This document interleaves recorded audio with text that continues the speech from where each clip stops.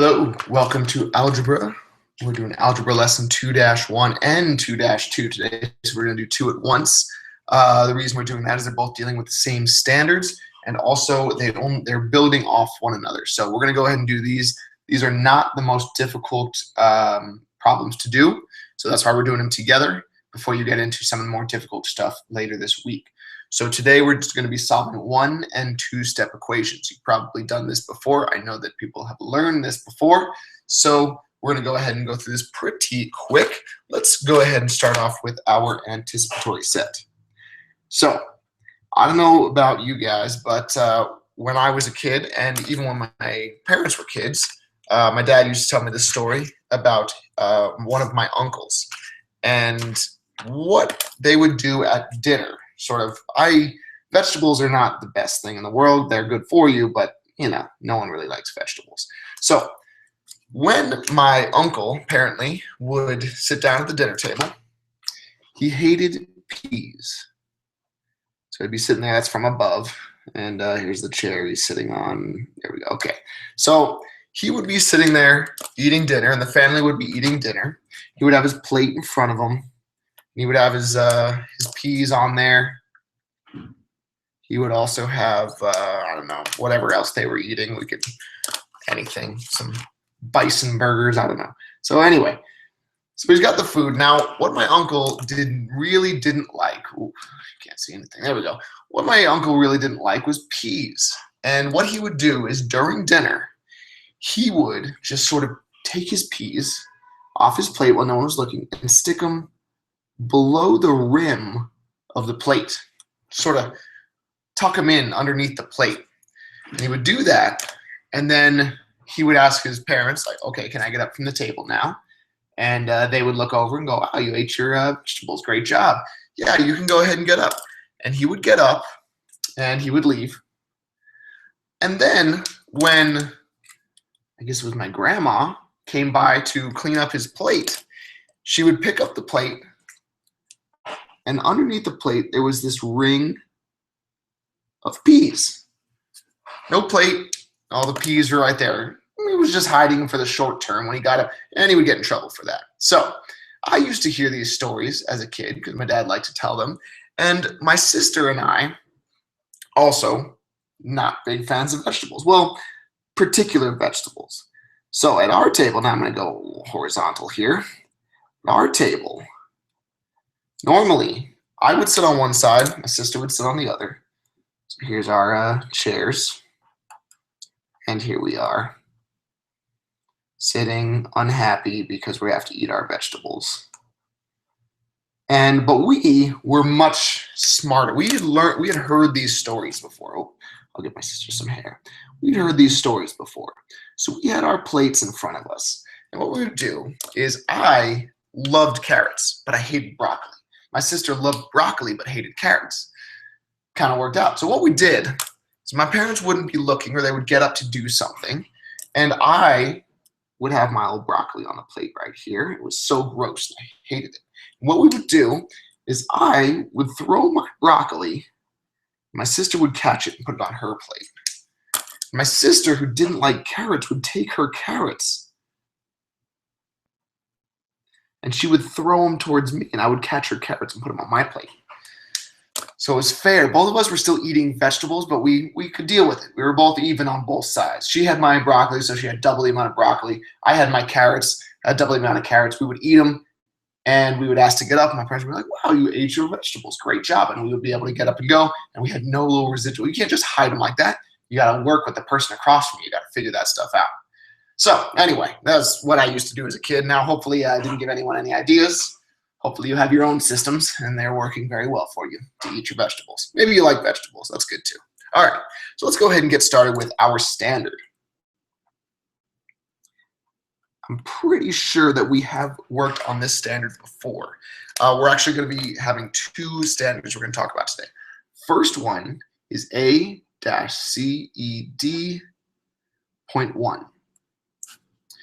And what A-Ced.1 states, and I'm not going to write the whole thing, I'm just going to write what sort of works for us today. And what it says is create equations and inequalities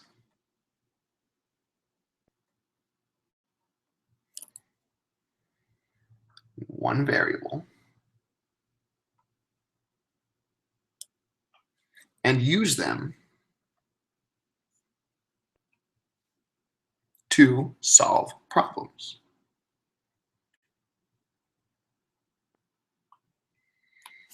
And that's not the end of the standard, but we'll end it there. And what this is saying is that you can look at a situation, you can see that there's some inequality, there's some equation there. You can pull out things you need, and then you can use that information and then solve a problem. Our second standard we're talking about today is A-Rei.1.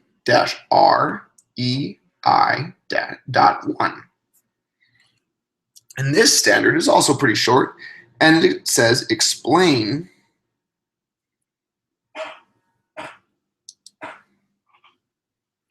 each step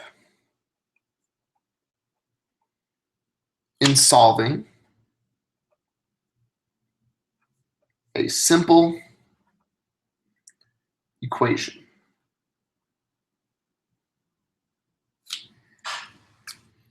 So those are the two we're going to be focusing on today. We have to understand why we're doing each step when we solve a simple equation. All right. So once we have those two standards down, let's go ahead and start our input. Our input's going to be sort of short today. Most of our lesson is going to be modeling, just so you can see how these problems are done, because we know everything already. There's a few terms that I want us to write down, though. And the first one, put our language of the discipline. First one is going to be equivalent equations. It's pretty simple because it sounds exactly like what it is. Equivalent equations. They are equations that have the same solution. Equivalent equations. Equations that have the same solution. The next one's an important one that we're going to talk about, and that is isolate. Sort of the key of what we're doing today. It's isolate. And when you isolate, I know you know probably what isolate means already. When you isolate something, isolate is what you must do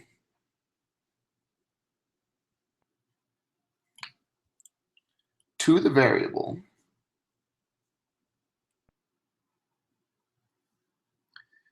before you can solve an equation. So you must isolate a variable before you can solve it. And what this means is that the variable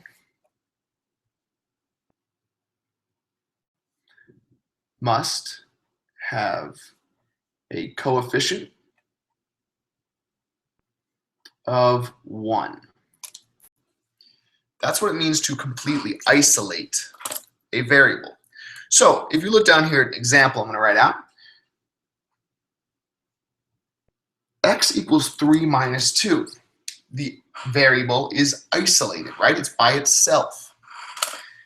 And what you can imagine right in front of this x, anytime you have a variable by itself, that means there's a 1 in front of it. It's 1 times x, because 1 times anything is that value. So if you're looking for x by itself, 1 times x is what you want. So there's a coefficient of 1. You have 1x. So that's what we'll be looking for when we isolate a variable. And finally, we're going to get another important one, which is the inverse operation. Inverse operation. An inverse operation undoes another operation. So when you use an inverse operation, it undoes another operation. So if we're thinking about math, subtraction is the inverse operation of addition. Subtraction is the inverse operation of addition. Also, multiplication is the inverse operation of division. And those both work the opposite way too. So division would be the inverse operation of multiplication. Addition would be the inverse operation of subtraction. So we want to make sure that we remember that. Now I'm running out of room here, so I'm going to go ahead and use a separate piece of paper. And my next thing that we're going to be going over, what we're going to be doing is that's it for input. As long as we understand what those terms mean, we can go ahead and go right into our modeling.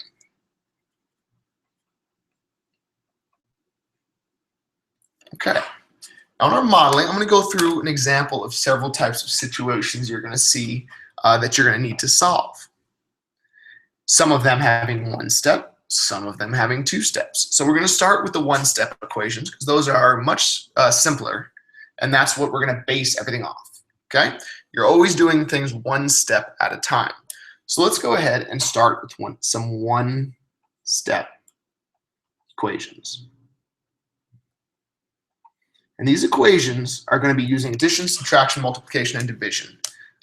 They're using reciprocals and things like that, but we understand what all of those things are. We just need to see them in action now. Okay, so let's start with one that says x plus 13 equals 27.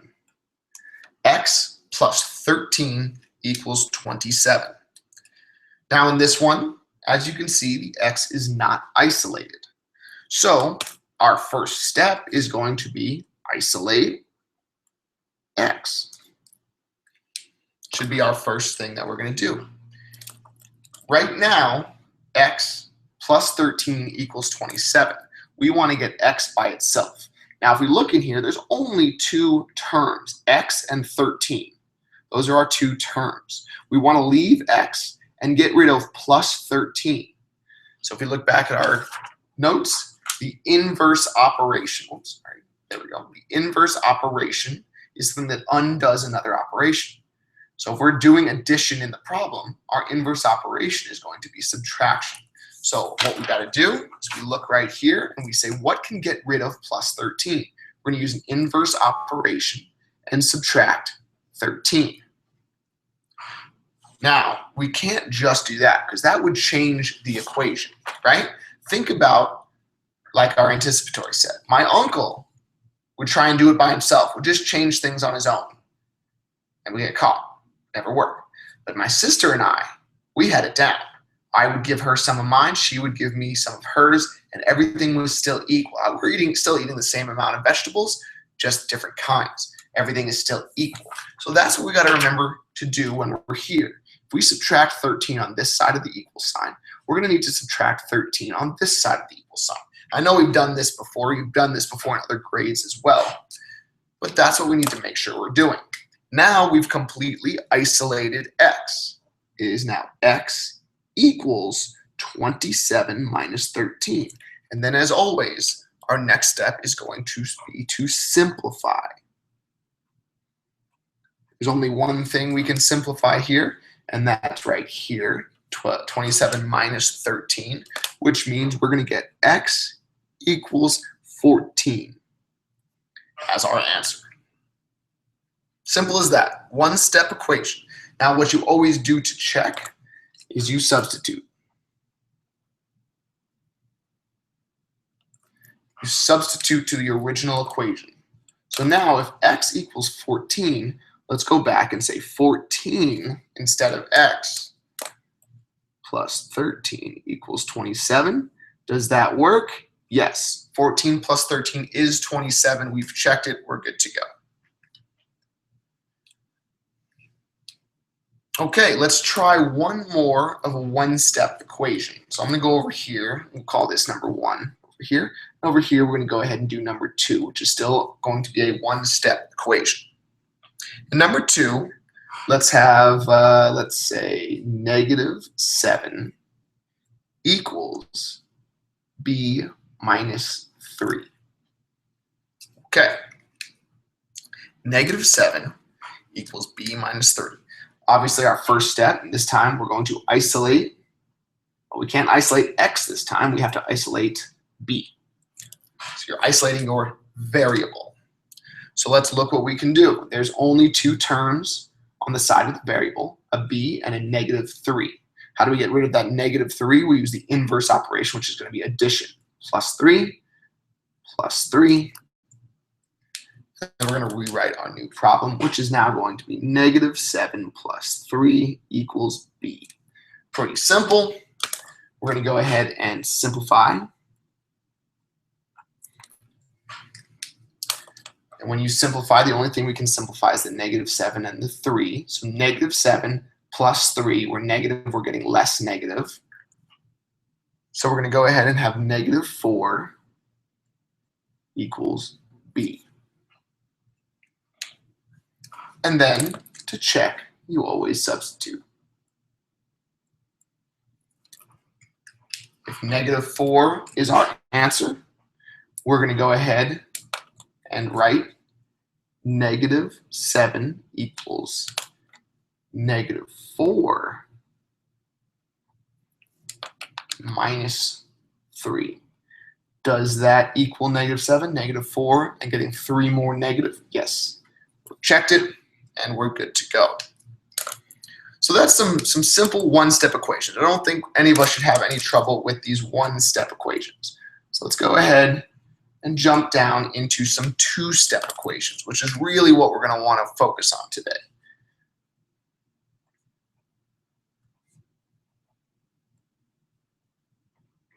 Okay, so let's go ahead and get some two-step equations. Now, on the top ones, we really just used addition and subtraction.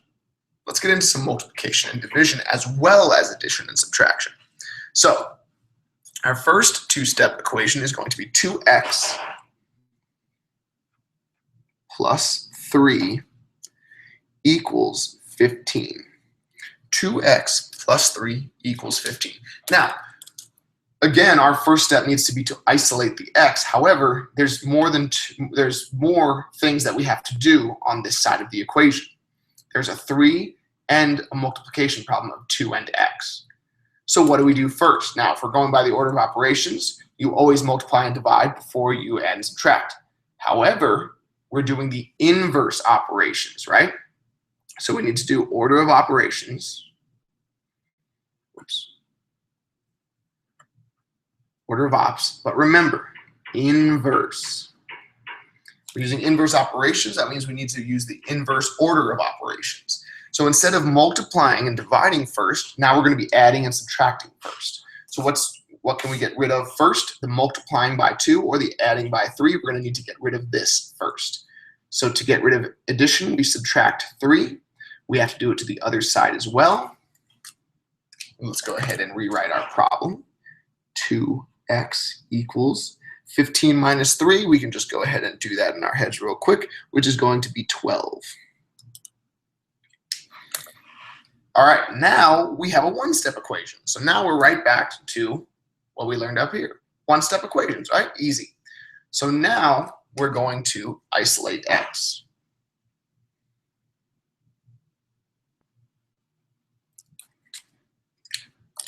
All right, and to isolate x on this one, we can't add or subtract. This is a multiplication problem. So to get rid, if we're multiplying by 2, to get rid of multiplication, to get rid of that 2, we're going to have to divide by 2. So divide this side by 2 and divide 12 by 2. So our equation is now going to look like this. X by itself, and then 12, and remember this can be division, divided by 2. And now we're just going to go ahead and we're going to simplify, which gives us x equals 6. And that's going to be our answer. Then you can go ahead and substitute that in to check, right? Bring it up here. 6 goes where the x is. 2 times 6 is 12, plus 3 is 15. So yes, we've checked that. That's correct. We're good. All right, okay, that was number 3. Let's do another two-step equation just like that. And number 4,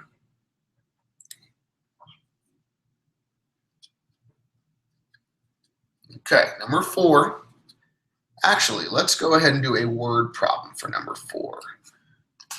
We're going to need to do a word problem. We'll say number 4 for the end. All right, let's go to and do actually a different number 4. Here we go. Instead, let's go ahead and take a look at something like this. X minus 7 over 3 equals negative 12. Okay. So when you see something like this, now look at this. We have subtraction, but we also have a fraction that the x is covered in, or the x is combined in. So there's a few ways we can go about doing this. First of all, we can know that this fraction bar simply means division, which means these group together, right? These are grouped together. So what we're going to have to do, and we have to really remember this because this is where the order of operations is very important. Order of operations, I'm going to go ahead and write that down. We're doing the inverse, right? So what do we do before, if we're doing normal order of operations, before we multiply and divide, we do what? We do grouping symbols. If you remember, being on top of a fraction bar basically means they're grouped. So what that means is before we do this addition and subtraction, we're going to have to multiply and divide, even though we didn't do that in this one because there was no grouping symbols. This one, they're grouped. You can also write this equation as x minus 7 divided by 3 equals negative 12. Since these are grouped, we need to get rid of the divided by 3 first. So we're just going to go ahead and multiply by 3 and multiply by 3. We'll rewrite our problem as x minus 7 equals 12 times 3, which will give us, and it's going to be a negative 36. Then we're going to isolate x. If we have a negative 7, we're going to add 7 to both sides,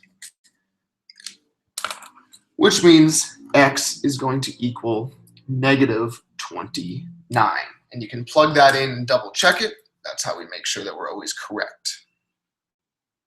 So remember, that's an important thing to remember. We're doing the inverse order of operations. So over here, there is no grouping. So we do addition and subtraction first. Here, these are grouped, meaning they're the last thing you're going to do.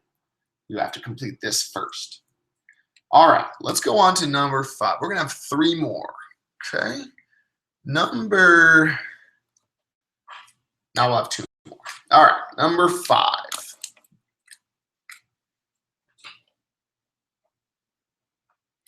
Number 5 is going to say, what if we have a negative variable? Negative t plus 8 equals 3. If we have this, well, let's go ahead and start first with what's easiest for us, which is us isolating the variable, right? We can isolate it. We have to get rid of this 8. So we're going to subtract by 8, and we're going to subtract by 8. So our new equation is now going to be negative t equals 3 minus 8, which gives us negative 5. Now from here, what do we do next? This is where we have to go back to this. Anytime a variable is by itself, you can always put a 1 as the coefficient in front of it. Now this is a negative t. This can also become negative 1t. So that's what we're going to do. Negative 1t. So this is going to be negative 1t equals negative 5. And now it's a multiplication problem. We can divide by negative 1 and divide by negative 1.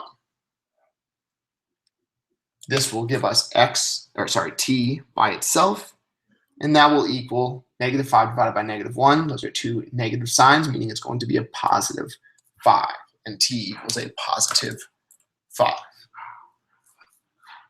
All right, so that's our last one of those. Now we're going to get one word problem in before we go ahead and finish the lesson.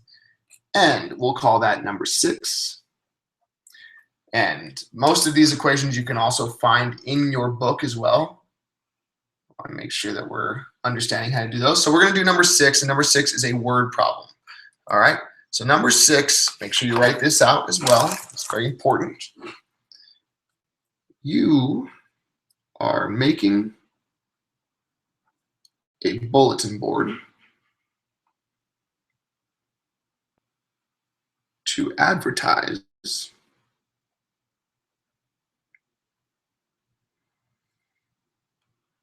community service opportunities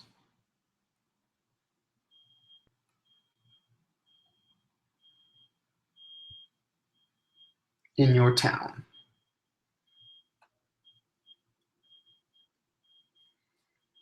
You plan to use half a sheet of construction paper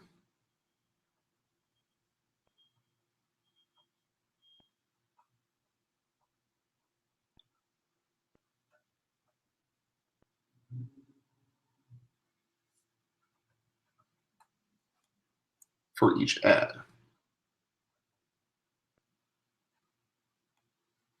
You need 5 sheets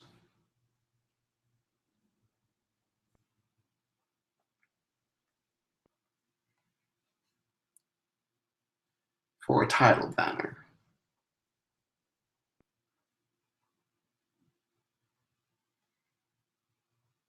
You have 18 sheets. How many ads can you make? All right.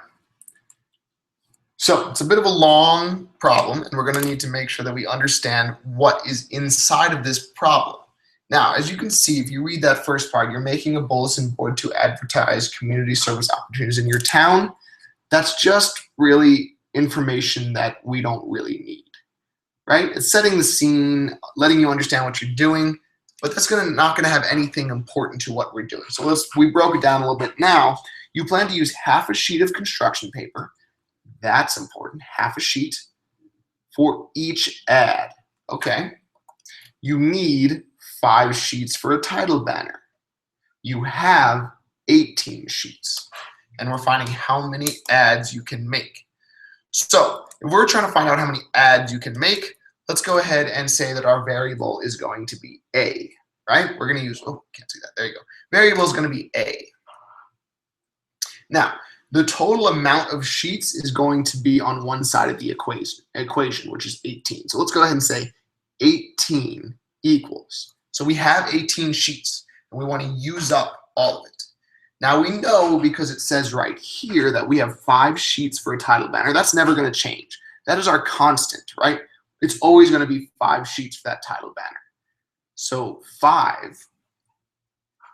So 18 now equals 5 of the title banner plus what? 18 equals 5 plus every ad we make is going to be half of a page. 1/2 of a page times how many ads we're making. Okay? So 18 sheets equals 5 sheets plus half a sheet for every ad. And that should equal each other because that's the only amount of sheets that we have. So now we just break this down. Again, we start off with what we can do first, which is this addition problem. We're going to subtract 5 because it's a positive number, and subtract 5 on this side. So that's now going to give us 13 equals 1/2 A. Now, if we're looking at 1/2 A, how do we get rid of 1/2? 1/2. Well, we can use its reciprocal. We can multiply by the reciprocal to get rid of it, which is going to be 2/1 or just 2, because any number can be written over 1. So if you do that, this 2 and that 2 cancel out, and this 1 and that 1 cancel out, leaving us with just an A. Now on this side, we have to do the same thing, multiply by 2/1, or just multiply by 2, since that's the same as 2/1. Then we just go ahead and we simplify to get our answer. 2 times 13 is going to be 26, equals, only thing that's left, our isolated variable. So how many adds can we make? You can make 26 adds. And there you go. So nothing really new about this, nothing too crazy. It's just we're bringing all of this together and using it for these equations now. So guided and independent practice. Let's talk about that, because since we have 2 lessons and a lot of different types of problems, I want to make sure that that we're doing the right information here. So I'm going to go ahead and flip my paper over. I'm going to write it down. The best way, now you can practice any of these that you want, or whichever you feel you need work on, or anything like that. But the best way I can say to do it, your guided practice, go right here.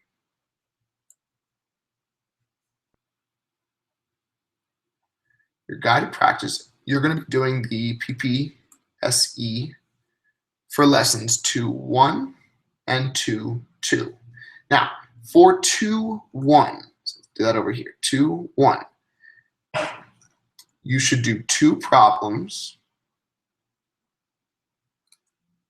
from number 10 through 25.